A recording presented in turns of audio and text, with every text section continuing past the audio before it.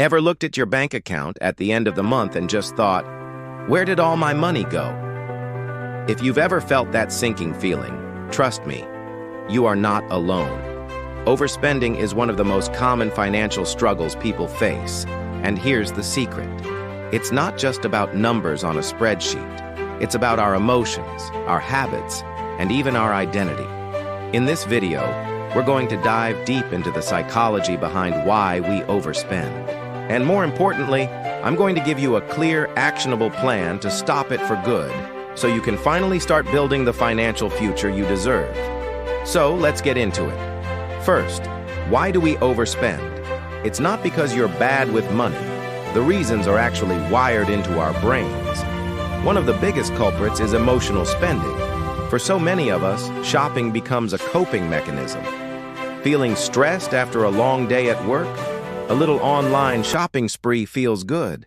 Feeling bored or lonely on a Friday night?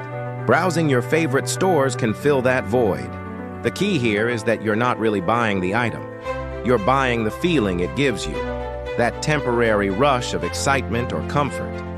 It's a quick fix for a deeper emotional need. This ties directly into something called the dopamine effect. Dopamine is the feel-good chemical in our brain. When you anticipate a purchase or click that Buy Now button, your brain releases a hit of dopamine. It feels great, but just like any other feel-good loop, it creates a cycle of craving and reward. You get a little rush, it fades, and soon enough, you're craving another one. Before you know it, you're stuck in a pattern of spending to feel good. Then there's lifestyle creep. This one is sneaky. You get a raise or a new, better-paying job. You think, great, I have more money.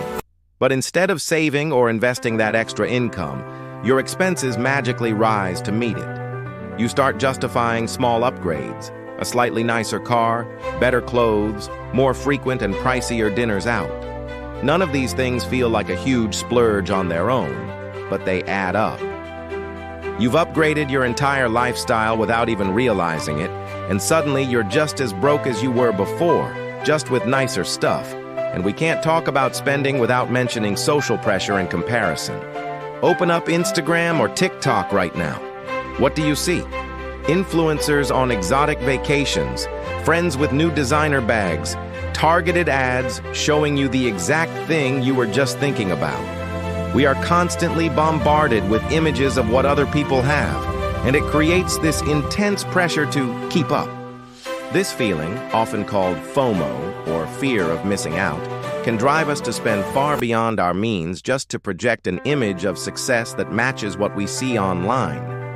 Finally, there's convenience culture. Think about it. One-click purchases, tap-to-pay, buy now, pay later services. Companies have made spending our money absolutely frictionless. You can buy something in seconds without ever pulling out a wallet or even thinking about the actual cost. You don't feel the financial impact in the moment, which makes it incredibly easy to overspend.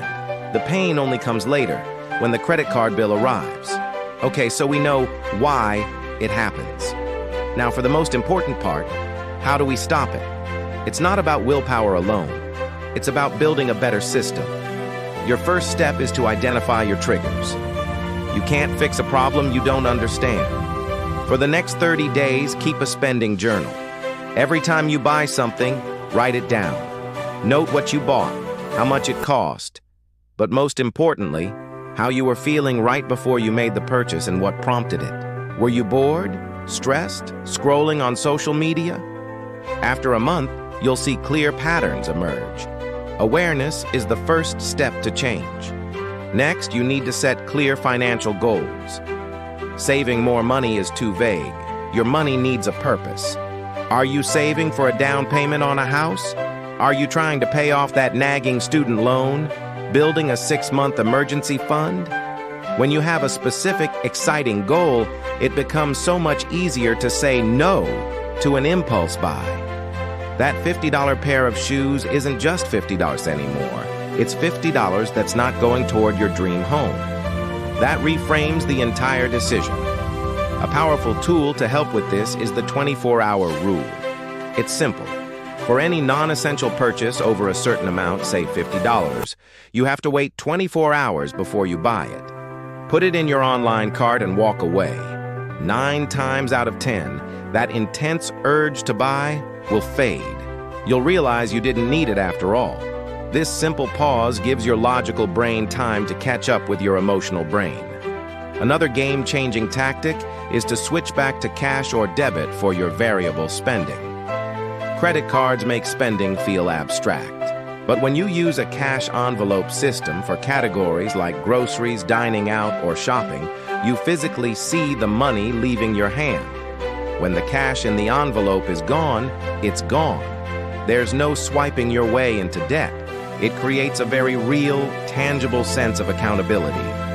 Now for a modern-day necessity: unsubscribe and unfollow. Go through your email and unsubscribe from every single marketing email from retailers.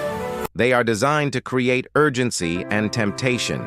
Then, go on social media and unfollow any influencers or brands that consistently make you feel like you need to buy something to be happy or successful. Curate your digital environment to protect your wallet and your peace of mind. It's also crucial to create a budget that includes fun. A budget that's all about restriction is doomed to fail. We're human. We need room for joy. Allocate a specific amount of fun money each month that you can spend guilt-free on whatever you want. A nice dinner, a new video game, whatever brings you joy. By planning for it, you're in control, and you avoid the cycle of restriction, rebellion, and guilt. One of the most effective strategies is to automate your savings. Treat your savings like a bill that has to be paid. The first day of every month, set up an automatic transfer from your checking account to your savings account. Pay yourself first before you pay anyone else. There are amazing apps like Chime, Capital, or Every Dollar that can help you automate this process and track your progress toward your goals. And don't try to do this alone. Find accountability. Share your financial goals with a trusted friend, a partner, or a family member. Just saying your goals out loud makes them more real. You can even join online communities or use budgeting apps that have shared tracking features. Having someone to check in with can make all the difference when your motivation starts to wane. Finally, and this is a big one, you need to replace the habit. When you feel the urge to shop because you're stressed or bored, you need a new, healthier go-to activity. Instead of opening Amazon, go for a walk. Instead of scrolling through fashion websites, call a friend. Instead of adding to cart, try journaling about what you're feeling. You're not just breaking a bad habit, you're actively rewiring your brain and building a new, positive one. Let me share a quick story. Alex, a 30-year-old graphic designer, was constantly overspending. He was pulling in a good salary but was living paycheck to paycheck, spending around $800 a month on impulse buys. He started by tracking his spending and realized his biggest triggers were boredom and work stress. So, he took action. He started journaling his frustrations instead of online shopping. He committed to the 24-hour rule for any purchase over $75, and he set a powerful goal to save $10,000 for a down payment on his first home. 12 months later, he had saved $9,200, had cut his impulse spending in half, and felt more in control of his life than ever before. He didn't just change his spending, he changed his future. Here's what I want you to take away from all this. Overspending is not a moral failing. You're not broken, you're human. It's simply a signal, a sign that something deeper needs your attention. By understanding your triggers and building better systems, you can take back control of your money and, by extension, your future. Your action plan is simple. Track your spending triggers. Set meaningful goals that excite you. Create a budget that has room for joy. Automate your savings and replace emotional spending with healthier habits. You absolutely have the power to do this. It's time to let your money reflect your true values, not your fleeting impulses. Thank you so much for watching.